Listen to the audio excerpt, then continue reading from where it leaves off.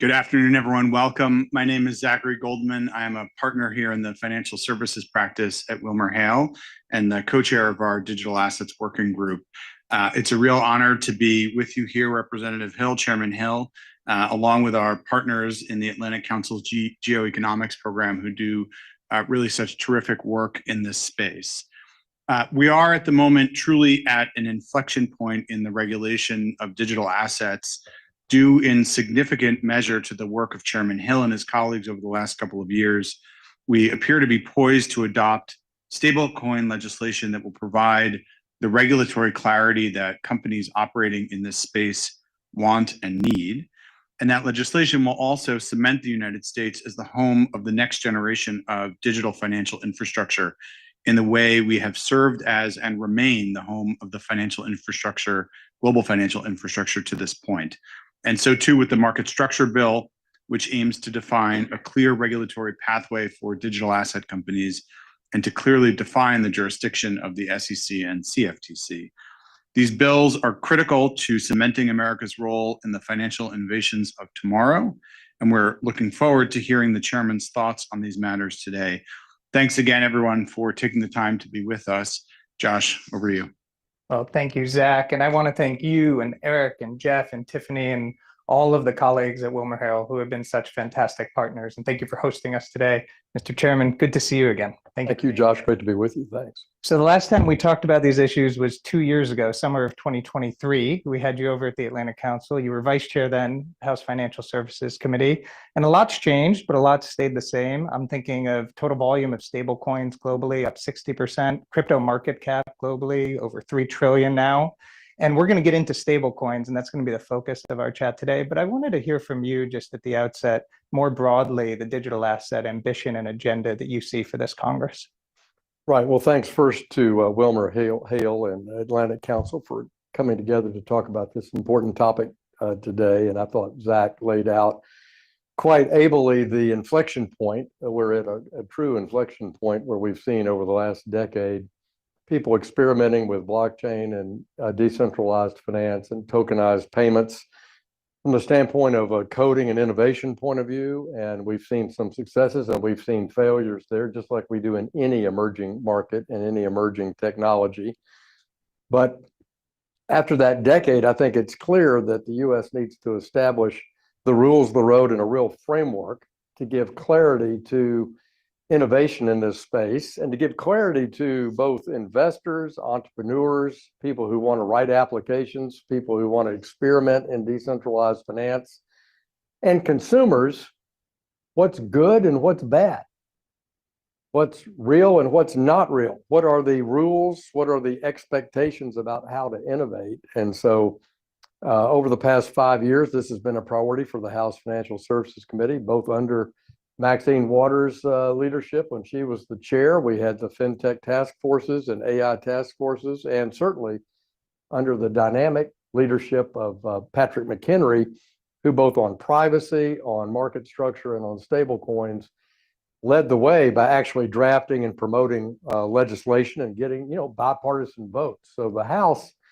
is really in a position, I think, to deliver on President Trump's promises of finding a landing spot for both stable coins and market structure that creates that innovative landscape for the US, as Zach pointed out, to lead the world in this aspect of fintech as the world's largest capital markets economy. So let's dig into stable coins. Can you tell us the latest on the Stable Act, where it stands, timeline? And I think we're all looking on the Senate side of the Genius Act, looking for movement soon, and where you see the biggest differences between the two pieces of legislation. Well, first of all, this is for those of you that follow Washington for years and cover financial policy or the actions of Congress for a long time. Just seeing the Senate legislate in this space in banking is very important, and I want to do a real hat tip to Tim Scott, who's a busy guy in the Congress and a busy guy in the Senate, for stepping up and leading as the new chairman of the committee in housing, in capital markets, in digital assets, in financial institutions reform, in regulatory tailoring. I got to start there because the last, I'd say 3 Congresses, we didn't have any traction in this space in the Senate. So it's really important to say, let's say, give credit where credit is due and say thanks to the leadership in the Senate for moving legislation in this space. And you referenced the Genius Act, sponsored by my good friend from college days, Bill Haggerty, and a whole cadre of leaders who've been such pioneers in this area in the Senate, but pioneering without a lot of support. Kirsten Gillibrand, Cynthia Lummis have done great work here, and along with Scott and Haggerty, they've got Genius up and potentially scheduled for a floor vote. And the bills are substantially similar. And for those of you who know the House process, we passed the Stable Act in a markup. So we have a bipartisan stablecoin bill in the House through committee, marked up with bipartisan votes. And the Senate is poised to have their stablecoin bill go to the floor. That's kind of the lay of the land. The bills are substantially similar. There are some differences that are not insurmountable, but do need to be rectified and clarified before we actually have a law passed by both houses. One is an extraterritoriality. This is how do people who operate a stable coin, a dollar-backed stable coin, offer that or trade it inside the U.S. So to get the benefits of being in the United States, you need to be what? Like doing business in the United States, being regulated in the United States. And this is not uncommon for 250 years since we're celebrating our semi-sesquicentennial, or however one pronounces the incredible A250 word. You are having a reciprocity issue there that I think is important. We have that in securities. We have that in banking. If you're an international bank, you want to come into the United States, you meet certain requirements to do that. If you're an international bank and you want to lend in the U.S., you have certain, reciprocity type modest oversight. Well, the same should be true in digital. So we're not creating a new regime. So you can either be registered in the U.S. and be a U.S. company under the stablecoin law and you are fully compliant, or you are in a jurisdiction recognized by the U.S. to have a substantially similar regime and enforcement. And I always, as a longtime financial person, use the word enforcement because if you travel the world in foreign affairs, there are plenty of countries that say they have freedom of religion, freedom of assembly, etc. They have a vigorous constitution, but is it enforced in their country? Do they have the rule of law in their country? So they need a common, substantially similar regime that we recognize in the U.S. and we certify in the U.S. And then they have to have good enforcement. So that's an area where the two bills have to come together. House bill stricter on that than the Senate bill. It is, and that's, I think, the right way to go. But we don't have a final Senate product yet, and the senators are all talking among themselves about how to where they want to land. So I'm not going to comment about whether their bill could be better or not, because we actually don't know the final text of their bill. All we know is how they went through their initial process to generate enough votes for cloture, but they're working on those final amendments. But that's one topic. Extraterritoriality is an issue. And then we have, I think, a cleaner state federal pathway than the Senate bill. We're OCC for non-banks, banks for bank supervisors for banks, and we preserve a state pathway, but you can have a federal charter. There's not an intermediate step as there is in the Senate bill. So I think I'll stop there on the two. That's not the only issues, but the thing for the audience to take away is that Bill Haggerty, Tim Scott, Lummis, Gillibrand done a fine job on this bill. It's substantially similar with the themes that are in the House bill. The House and Senate staff have worked mightily on that point. The differences are narrow and they can be bridged to have a successful, stablecoin legislation. One more difference I'll highlight, and then I want to go global for a few minutes. But on yield-bearing stablecoins, this issue has come up. House version also stricter than Senate version. Yeah. Well, we are in the emerging development of a new payment rail. So we can pay each other in cash. We could pay each other through a check. We can pay each other through an ACH transfer or a wire transfer. You can Venmo me, but that's actually an ACH transaction. It's not really digital. You can use a debit card. You can use a credit card. We have a lot of payment mechanisms. So in a Web3 environment on a blockchain, the idea of doing a tokenized payment, which is the whole concept behind a dollar-backed payment stablecoin, to be used commercially or between individuals or between B2B or B2C, it's a new payment rail. We don't know precisely, how that payment rail will develop. And so I'm going to debit cash, credit my stable coin I have to go make a payment in a blockchain environment. Just like I debit cash today and pay my credit card bill. It's a payment rail. It's not meant to be a place where you're doing anything. Like it's not a money market account. So the idea in both the House and Senate bills is that a dollar-backed payment stable coin is not a yield-bearing activity. And there's differences of opinion on that, but that's, I think, a reasonably bicameral, bipartisan opinion. So, and how that, the wording is pretty clear in the House bill, but there are some nuances around that topic that I think need to be worked out between the two chambers. But, again, that's something I think we could do. So fair to say you seem optimistic about reconciling the bills and timeline for something final on the president's desk? Look, 10 years ago, I gave up my private sector career to come into public office in the Congress. So by definition, I'm an optimist.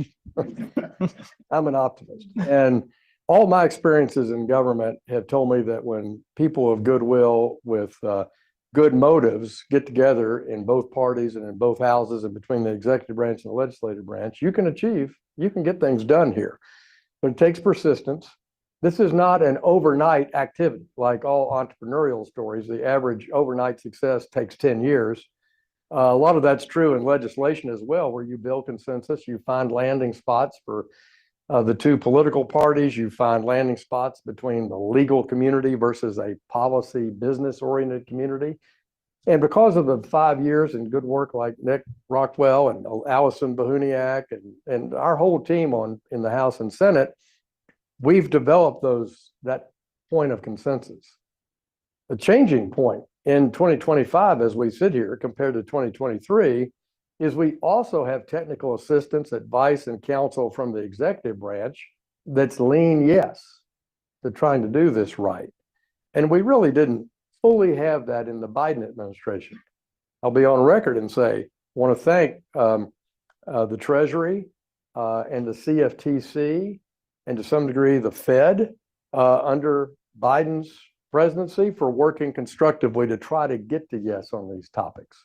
And you saw that in 2023 when we were last together, 71 Democrats voted with us on FIT 21, which was our market structure bill then, the new and improved version we introduced last Thursday called the Clarity Act. We'll talk about that in a minute. So I just think we're now at that key point, and that's what makes me optimistic. All right. Thank you for that note of optimism. For folks who have questions, either here or watching online, use askac.org. I'll get to as many as I can, but I want to step back and look at the international picture, Mr. Chairman. So in February, I interviewed Governor Waller about the same set of topics, and he made a point that we've heard now many times repeated when we've met with central banks and finance ministries since, which is that the stablecoin policy that you're outlining here can be a form of entrenching dollar dominance. I wonder your views on that and the implications you think it has for the role of the dollar going forward. Right. Well, again, for those of you that study digitization outside the US, tokenization outside the US, and payment infrastructure outside the US, it's been such an amazing few decades, and particularly in the last decade. I started my career in payments as a big part of my early career in banking, so it's an area I've always followed. And you're seeing, particularly in countries that have weak rule of law, dubious budgetary considerations, not terrific records in their currency or the stability of their currency in terms of price stability. In other words, countries that are faced with budget instability and high inflation routinely. You've seen dollar-backed stablecoins become a real standard, not for remittances per se, and not for necessarily B2B transactions, but I mean, on the street, buying cigarettes, going to the store with a dollar-backed stablecoin. So I agree with the premise that if now under US law, we have a high quality, highly regulated, highly audited, highly defined dollar-backed stablecoin, which becomes the premier definition in the world for one, then those issuers of dollar-backed stablecoins outside the United States, in my view, will rise to the occasion of trying to hit that quality point. Otherwise, wouldn't you want to use the one that had the best safety, best auditing, best standard? Certainly B2B would, no doubt. And you'll get into in an emerging economy where you already have deep penetration by one of the others that they might not change because they have they've done product adoption and it works for them. At the margin, that's the first thing I always hear on this subject about enhancing the dollar as the reserve currency through a dollar-backed stablecoin outside the US. I agree with that premise. The other thing I hear is, well, you're creating a big demand for Treasury securities to back a dollar-backed stablecoin. But while that's true, it's for bills. So it's a 90-day T-bill or shorter or overnight repo type collateral support for the dollar for dollar backing for a true dollar-backed stablecoin. So yes, there's demand for short-term treasuries in that, no doubt, but it is not in any way benefiting the U.S. in terms of the total treasury yield curve planet, if you get my point. So I think the more important point to take away is the first point, which you started with, which is that this will be a way to anchor the dollar in a transactional reserve currency way around the world in a way we haven't seen before, which is at retail versus petrodollars of 1973. Yeah, and it can accelerate. That dollarization is an old concept, but now we have a version of digital dollarization you're talking about. That can, right. And driven by the private sector. The whole secret behind a dollar-backed stablecoin is that we let the private sector in this country innovate. Well, this is not some top-down push from the central planning zone in Beijing of a central bank digital currency thing that we tie to Huawei and we tie to our financing in your country. This is a grassroots acceptance that this technology, combined with it being a dollar-backed technology, is embraced by really hundreds of millions of people across the emerging economies. No one's told them to do it. Nobody's made them do it. It works for them. And it's a way to extend, I think, that dollar brand. I'll pull up a chart now that proves your point in terms of stablecoin flows around the world. And for those who don't know, 98% of all stablecoins are pegged to the dollar. So when we look at this research, what this shows here from the Atlantic Council is that 80% of stablecoins, dollar-backed stablecoins, the flow is around the world. This is from September, but I don't think it's changed significantly since. And so the question, I think, is, it makes sense what you're saying in emerging markets, there's the demand. But I was really struck in April, Italy's finance minister, Giorgetti, said he was more concerned about the dollar-backed stablecoin than tariffs from a financial stability purview in Europe. And their perspective was a sovereignty issue. And it's not an emerging market. We're talking about Italy here. We're talking about the Eurozone. And so I wonder if you worry at all about these sort of, backlash to the dollar-backed stablecoins. They're pursuing this would be digital euro. Well, I mean, this gets into, let me go back to this basic premise instead of making everything about, economic statecraft. The traveler's check was a 19th and 20th century innovation that went around the country, world, and you could denominate it in pounds or marks or dollars, but American Express made it famous, obviously. And over the years, there are plenty of competitors in the credit card industry, but, two American brands tend to dominate in that space in payment rails. Hey, when I'm in Germany, I'll pay in euros. I'm probably I might get a better rate or I might not. I don't know that this is automatically like disenfranchising somebody who runs the wine store in Turin, that somebody might come in and pay with a dollar-backed stable coin versus a euro-backed stable coin. I hear you, but I mean, I think they probably could have said that in 1965 about Bank AmeriCard and American Express traveler's checks. Oh my God, what are all our storekeepers going to do with those? They're going to like spend them is what they're going to do with them. That's fair. Fair enough. I'll put up one more chart here. This just goes to the point about the different regulatory environment. And what we show here is MiCA versus what Japan's doing. And now, of course, in the stablecoin framework. And I think really what you were saying at the beginning, Mr. Chairman, about the standard setting function that the stablecoin legislation can have. And I'm curious just how you see this influence regulatory environments for stablecoins around the world.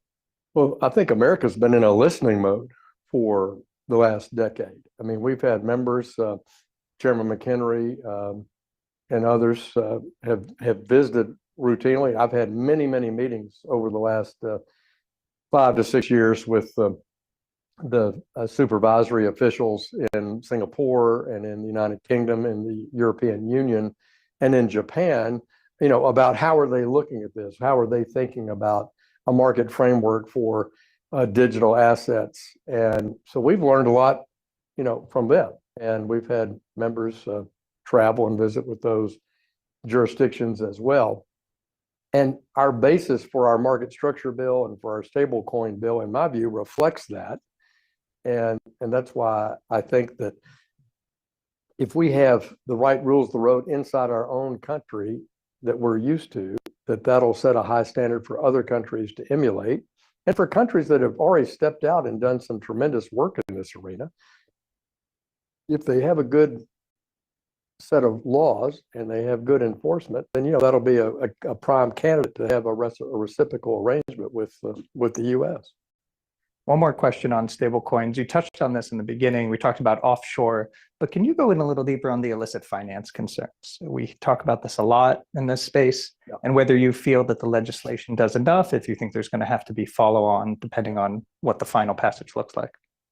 I've really been benefited in my service. I served in the last Congress on Foreign Affairs and the Intelligence Committee, and in this Congress, I serve on Financial Services Committee and the Intelligence Committee. So, over the past 3 years, I think I've had a pretty intimate look at concerns around illicit finance out on a blockchain using digital assets, compared with trade-based money laundering, cash, shell company ownership of real property versus just plain old check and wire and money fraud. I mean, illicit finance is in every bit of that, and including the Hawala network and just plain cash. So this is transnational crime knows no bounds on this. But in a blockchain, and we've taken testimony on this really 4 or 5 years, going back to Mrs. Waters' chairmanship. We have testimony from the Treasury, testimony from the retired FBI, testimony from Chain Analysis, testimony from a variety of people in the national security space that, agree that tracking someone on a blockchain is a lot easier to interdict and block an illicit finance activity than it is if they're doing it in cash or trade-based money laundering or many, many other ways. So I'm not going to argue that it's worse. When I read in newspapers and see in the press that, so-and-so illicit actor used crypto. Okay, well, you could take out the word crypto and add in cash or a million other things. And we're all working to interdict that. And we have special units of people in buildings around this metropolitan area that don't do anything but attempt to interdict illicit behavior by computers, either in the cyber arena or in the illicit finance arena. And I think they're pretty dang successful at doing that, which doesn't mean it's stopped, just like I can't stop the biggest smuggling operation in the world, which is mislabeled cigarettes. But we're at it every single day. And I think our ability to interdict it, block it, track it, hack back, recover it, track somebody, and hunt them down is as straightforward as it can be inside a blockchain-based system. Not that there aren't exceptions to what I just said, but you get my point. So the bills, both clarity on market structure and on stablecoin, have at their heart to have a robust AML BSA requirement for anyone who is engaged, with those activities. And we'll try to keep it that way. So I've got about 10 minutes left, and I want to get to these online questions. But first, let's talk about clarity for a few minutes. Spent a lot of time on stablecoin. That was always seen as the easier of the two to get done. What do you see as the next step on clarity in the market structure bill? Again, I just always love the conventional wisdom of Washington. People say, well, the stablecoin bill is the easiest bill to pass. Well, okay, well, then why didn't we pass it in the House? We passed market structure in 2023 with 71 Democratic votes, and we got bogged down in the details of trying to have Patrick McHenry bring stablecoins to the floor because of this internal referee between the Biden administration and the Hill on what that landing spot looked like. And in getting the framework passed with 71 votes, don't forget we had no statement of administration position opposed to the bill, the Biden administration. We believe we were fully in compliant with the theme of Joe Biden's executive order that digital assets is important and we need rules of the road. We need to regulate spot Bitcoin. We need a market framework. We need a stablecoin bill.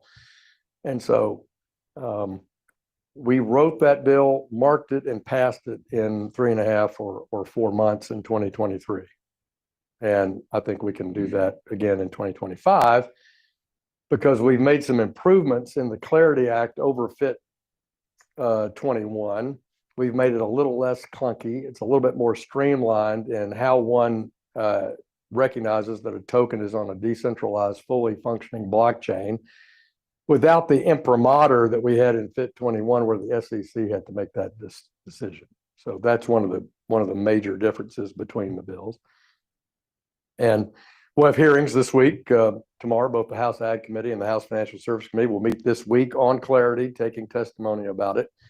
And as I say, we had a nice bipartisan group of people introduce them, and we're working on it. And we're going to, just as driving to this event, Cynthia Lummis announced today when she was on Bloomberg that the Senate will begin work on market structure next week. So we're moving. Also optimistic on clarity. Sorry, I hate to be optimistic. I know no one gets paid to be optimistic in Washington. No, it's refreshing. So, okay, let me turn to a question from Leslie Chafkin, former U.S. Treasury official who's in the room sitting right here. And this is what Leslie asks. You raise foreign stablecoin issuers holding U.S. treasuries.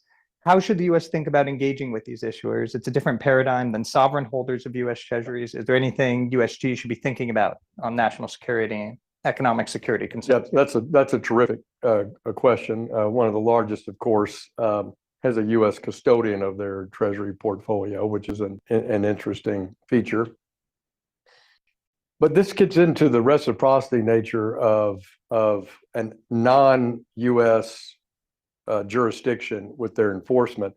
If they mirror up to our reporting standards, then we would have, a feel for what their holdings are of treasuries, and that would be a transparent thing. I think that's the most important issue there is transparency.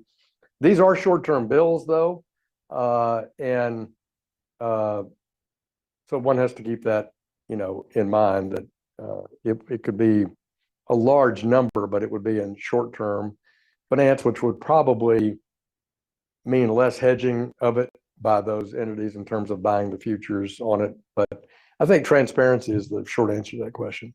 Being aware of who those large holders are, where they are, and what their portfolio, how their portfolios composed. I'm going to turn to a question here from Tim Massad, former chair of the CFTC. Says, does Chairman Hill like the provision in the Genius Act that prohibits public non-financial companies from owning a stablecoin issuer? We didn't get to this difference between the bills. That is, yeah, and we should have. Yeah. That's if so, would he expand it to private companies as well? Yeah. So this gets into the issue of separation of commerce and banking. So for those of you who are longstanding bank analysts or covering banking topics, this is not a new thing. It goes back literally to the Great Depression laws and the amendments thereto. So the issue is, can a non-bank issue a state payment stablecoin? And the answer in the House bill was yes, subject to OCC regulation of exactly the same capital and regulatory burden standards. But in the debate in 2023 in the House, we took an amendment from Ralph Norman of South Carolina on the McHenry stablecoin text that really was inserting the bank holding company law into the debate, saying that a non-bank, basically, I'm going to paraphrase, couldn't have more than, say, 24.9% of the ownership of a payment stablecoin. So it was a way to minimize the commerce and banking impact. And that's the way Congress has solved some of these problems before. That was in McHenry 2023. Our bill in 2025 that we marked up in the committee is what I call a clean bill now. It does not have that provision in it.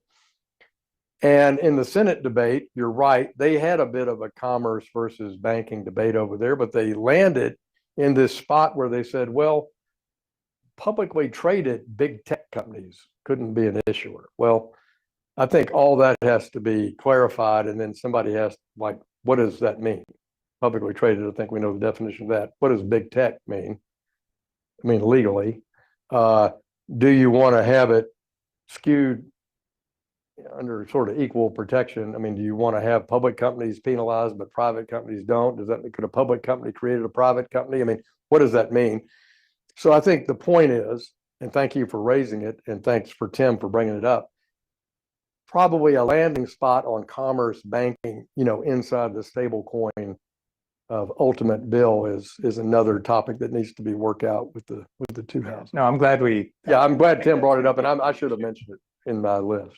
Okay, this is a fun one we got. I'm combining a few here, but basically the question is, how do you feel about public officials offering their own coins or meme coins? And how would you feel about a French Hill coin in the future?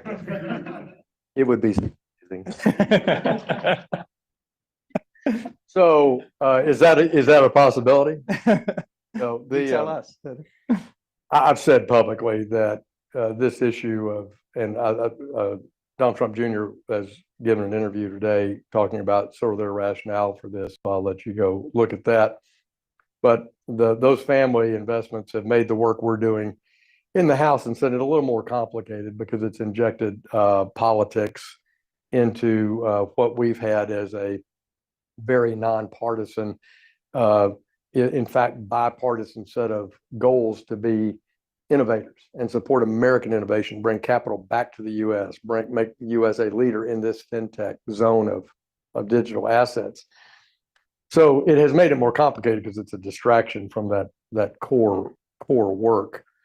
In the Senate, they're considering, some limitation on executive branch and legislative branch officials' name, image, and likeness used in some way. But I'm not an expert in their language, so let's see how that debate continues. And I can't think of anything I'd rather not have than a French Hill meme coin. The market Please don't be sarcastic and go out and go on your free software and create that. Please don't. It's probably already been created in the last couple minutes. So thanks a lot, guys. This is the meme caucus over here. Okay, two more questions by remaining 2 minutes here. One is about the U.S. hosting the G20 presidency next year. What would be your message? What would you want to see Treasury focus on in that process related to these issues, related to digital assets? How can we make the most of hosting the G20 and 80% of the global economy on our agenda, really, going into 2026? Well, I view the G20, this goes back to 40 years of my work in government, in the Senate, White House, Treasury, now in Congress. I'm not a huge G20 person, meaning I think it's a very good place to have a meeting and talk about some key issues that affect a lot of our citizens around the world in those countries. But I don't view it as a decision-making body for almost any topic I can think of. But I think understanding the digital economy and how our households, our individual families, and our citizens are using decentralized finance or tokenized payments, and how that affects their individual economies, and how we can preserve interoperability of that system, as we have done for many, many years in the existing TradFi financial system. We want to make sure that in the tokenized space, we take advantage of the open architecture of the internet, which is a good thing, which has benefited the billions of people on Earth, and that we do have interoperability, when it comes to digital assets. So I think how it's impacting our citizens, B2B, B2C, C2C. So this is a big aspect of this is peer-to-peer transactions, tokenization, and how to maintain a sense of interoperability along the large economies of the world, I think would be important. It would be a nice a general topic for discussion at a meeting like that. Yeah, we'll try to raise that on the agenda in the G20 next year. Final question for me. What's the cost of getting this wrong? You've been optimistic in this conversation on stablecoin, on clarity, on progress, on US leadership. But if it doesn't come together, for whatever reason, this doesn't come on stablecoin, on market structure, what does that mean for the dollar, for US role and financial leadership in the global economy? Yeah, I think getting it wrong means you have several takeaways. One, the use of blockchain and decentralized finance and tokenization of both real world assets and creating systems that can tokenize programmable payments is not going away. So you choose not to play, you'll have continued American innovation and work, mostly by big companies that have global reach to be able to do that development. And I think you hurt the true innovators in that space.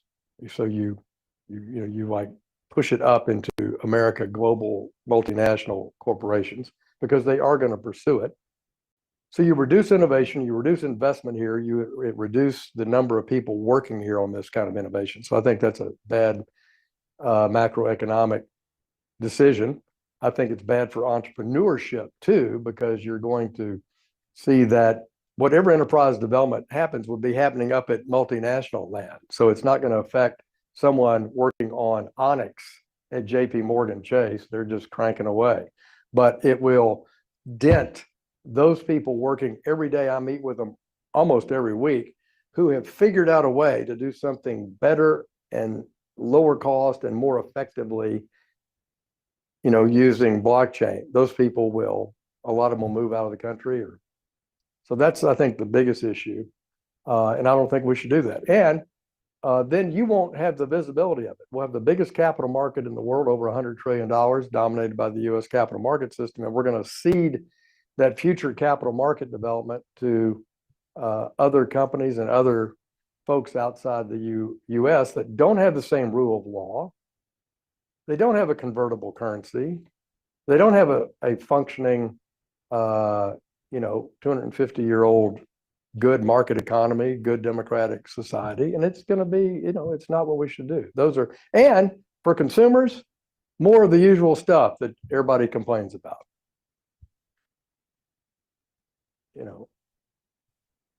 It'll be unregulated, free for all, where I think you'll just continue to have bad actors punished and good people trying to do good things, not successful.